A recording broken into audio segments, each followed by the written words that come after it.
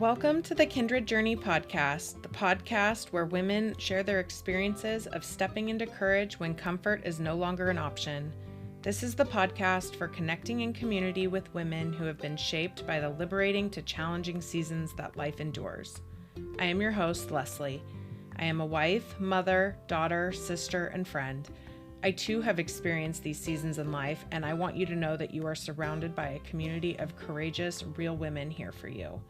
I can't wait to connect, so grab your favorite beverage and join me on this kindred journey. Good morning, everybody, and happy Election Day. I wanted to come on here and record a special podcast, something that I don't typically talk about or cover, but in light of it being Election Day and our societal influences and culture pressures that we have today, I wanted to talk about this very transparently. And I think it's important to talk about.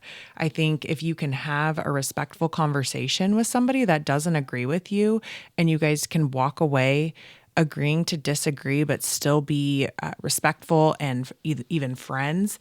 I think in today's world, like it's you either have to agree with me or I can't be your friend or I can't associate with you. Or I think it's just been so tenuous and full of tension and just not in the world that we were created to live in.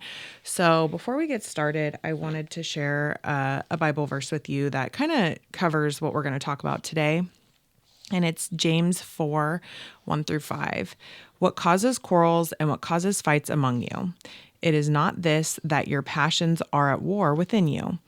You desire and do not have, so you murder. You covet and cannot obtain, so you fight and quarrel.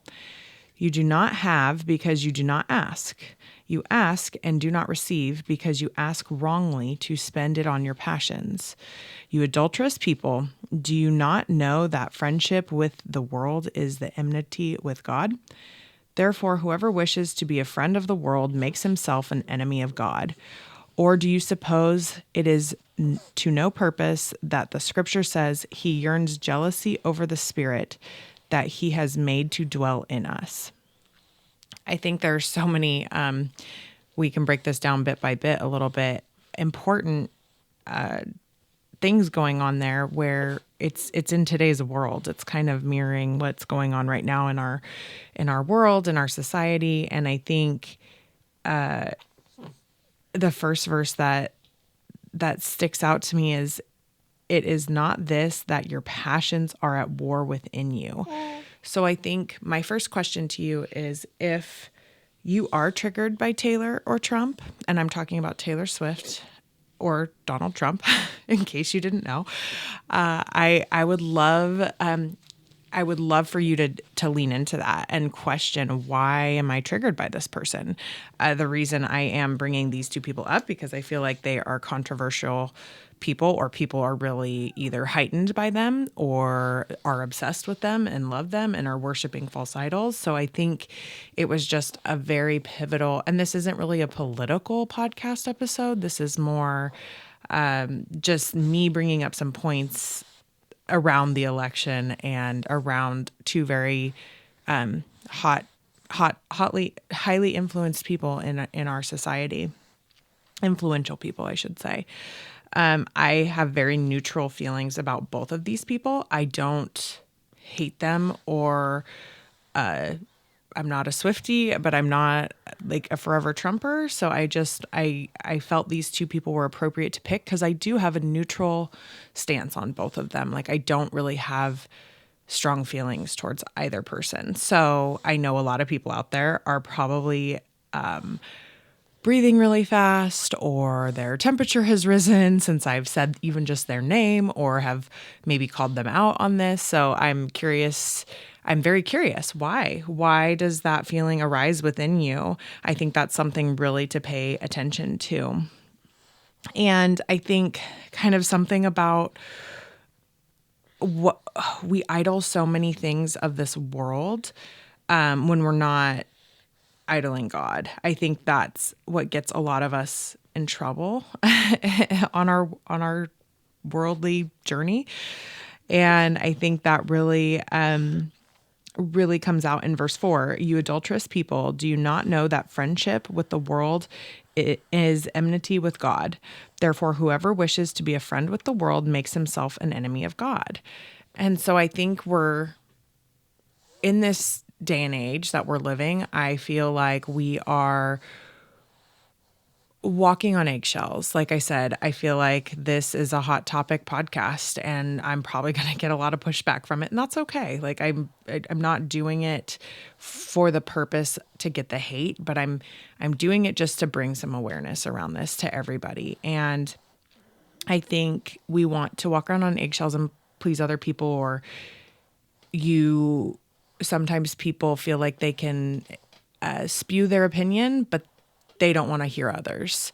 And I think when we walk around and we want to make friends with the world, I think that's what gets us in trouble as well. I think if we focused more on God and we focus more on Him, I guess that's why I'm not really like worried about what happens today. It's already, God already knows, so it's just, I'm going to exercise my right to vote.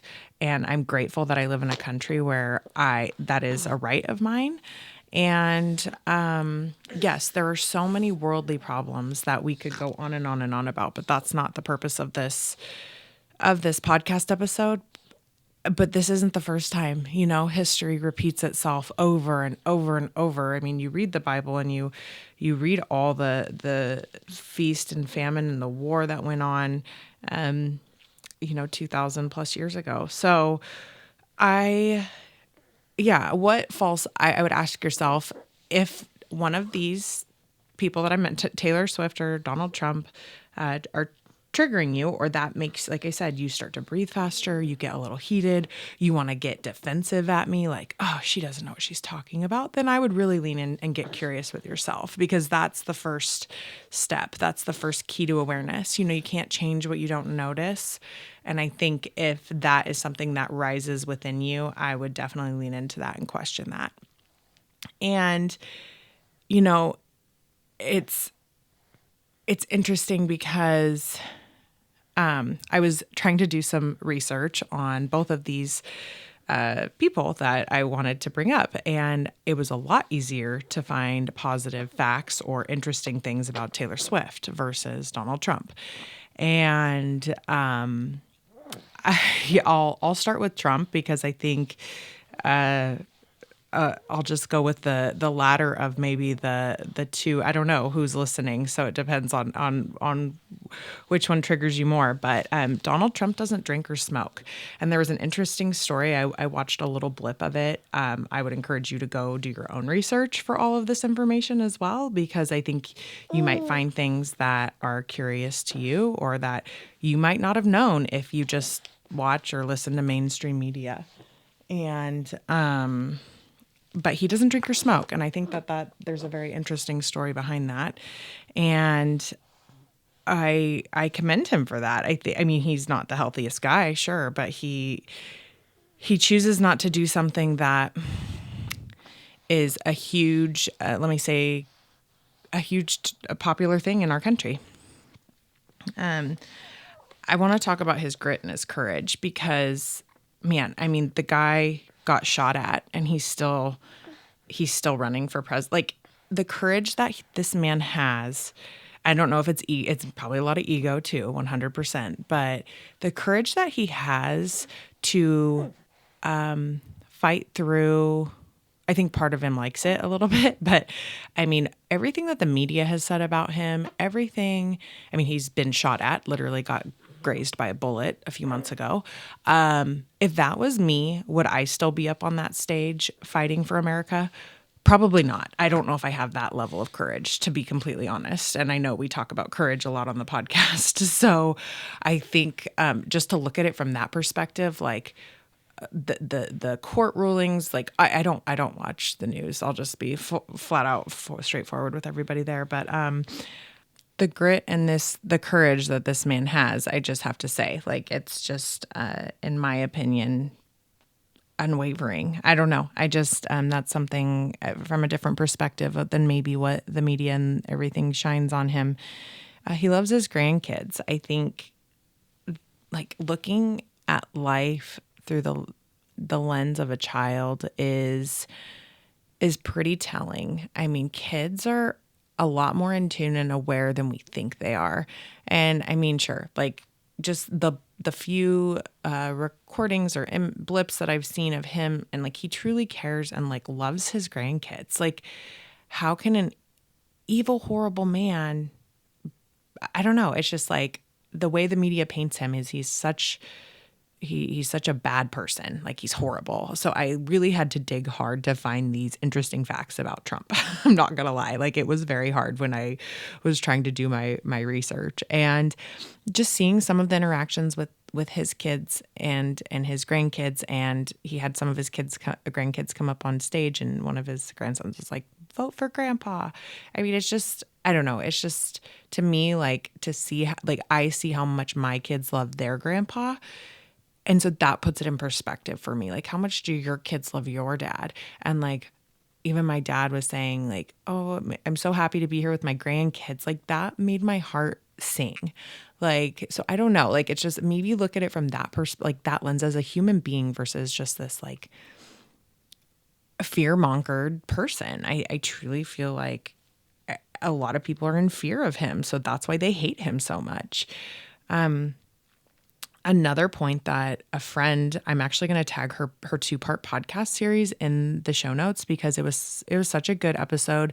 She talked with a school board member, and they just had like a very neutral, refreshing conversation that I really thoroughly enjoyed. I sent her a note and I was like, "Man, I love this. Like, thank you for sharing." Because I think it takes courage to share things that might not be in alignment with the mainstream way of believing things. And I think having the courage to share our voices, to bring up these points, to talk about these things is healthy for people to get a different perspective. And again, I'm just doing this as a neutral standpoint. I have no ill feelings towards anybody. So I think I'm going to attach the 2-part series, because she brought up the point that Trump is a master negotiator.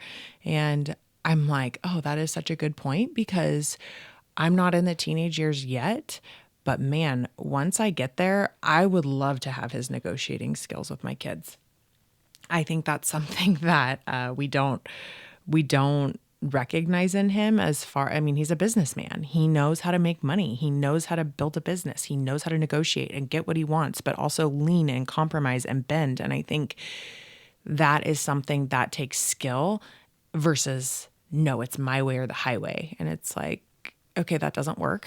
So I think maybe I would love to learn some of those negotiating skills, and by the time I become a mom of teenagers, because I think that is such an important skill to have.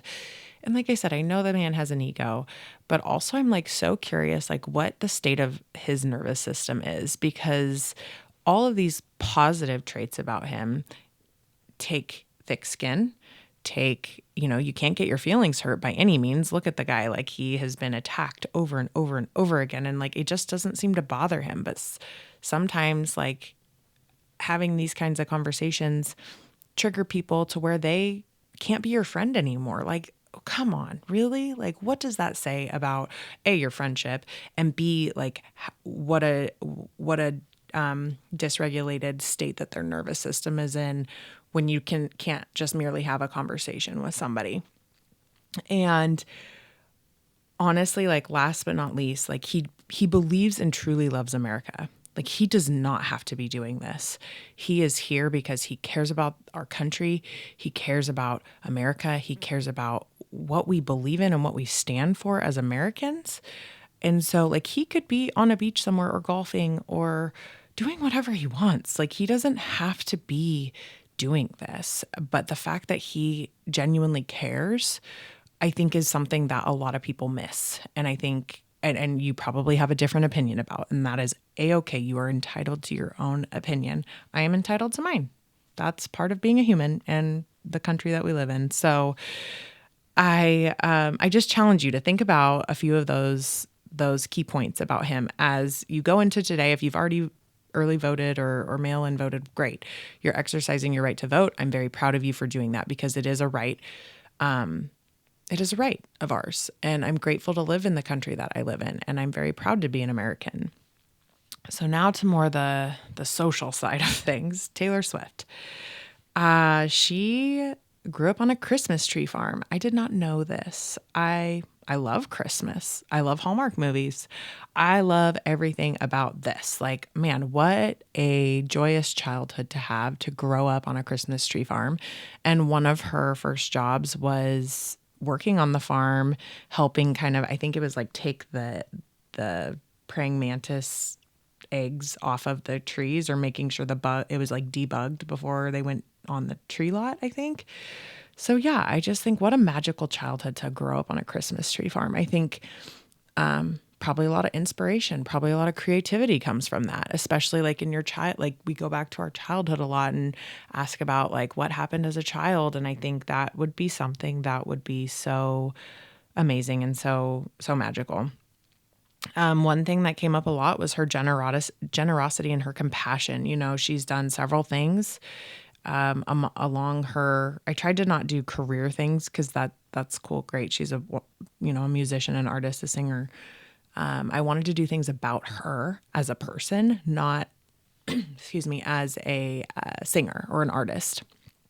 And there, like a few things that came up was that she was actually the reason that GoFundMe raised the money capacity limit.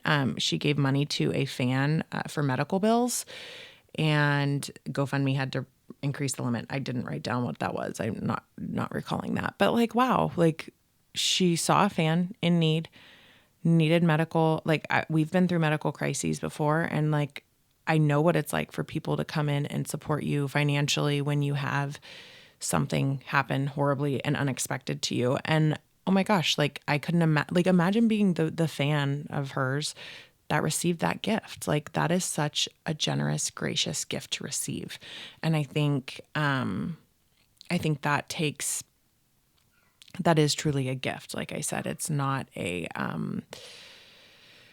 it's a quality and a trait to have. It's not innate. And I read several things about how she takes very good care of her staff. She gave bonuses to the truck drivers on her, I think it was her last tour, of like $100,000 each.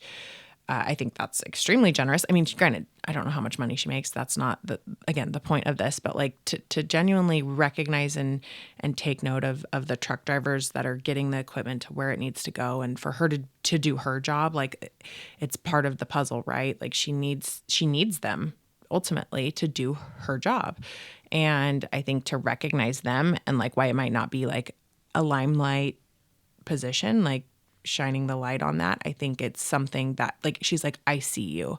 Just like, I see you, mom, that is doing the dishes for the umpteenth time. I see you, mom, that is wiping up the car, the puke in the car seat for gosh, I don't know if you've ever done that, but I had to do that last week and it's horrible. Like I see you for doing that, for taking the time to having to clean the puke out of car seats because it is horrible.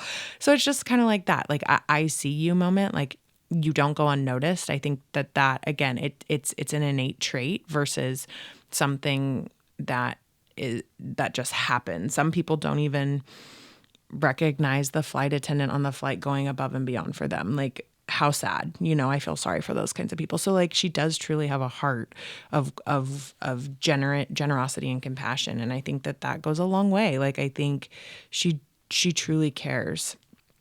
And also like she has thick skin. I didn't want to spend too much time on this. I wanted to get to the meat and potatoes of this podcast episode, but like she's gotten hate. I feel like people either hate her or they love her, and the Swifties or the anti-Taylors. I don't know what you call those, but it's just like, why? I just don't, this kind of comes back to like, who are we worshiping in these false idols? Like, why do we care so much about these people's lives when they're just humans? Like, ultimately, I know there's fame, and I think the more limelight you get and the more social media and like the FaceTime and the media attention that you get, like the more people want to hate you or find the things about you that they don't like. But I really, again, that's when I invite you to lean in and question, well, why don't I like that? Ooh, what triggers me? What sets me off about that person? Because it's not about them. It is 1000% about you. Like, to spoiler alert to the end of the episode, like it has nothing to do with them. It has everything to do with you.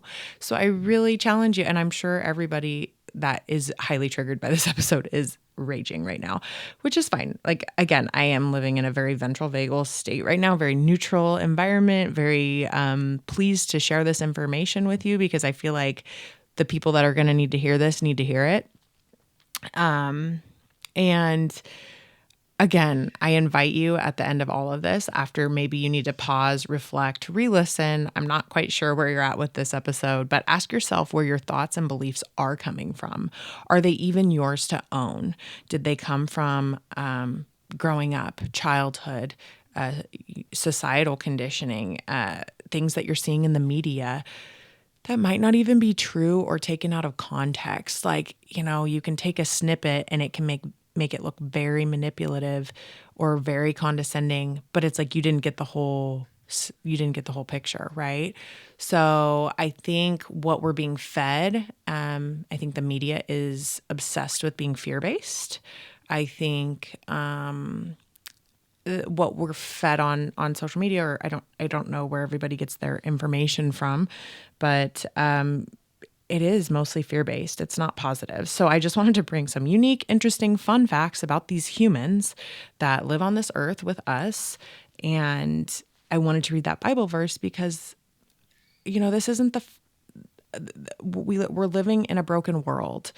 This is not the first time that the chaos has happened. I feel like we look back, I've said, oh, the good old days. I miss the good old days.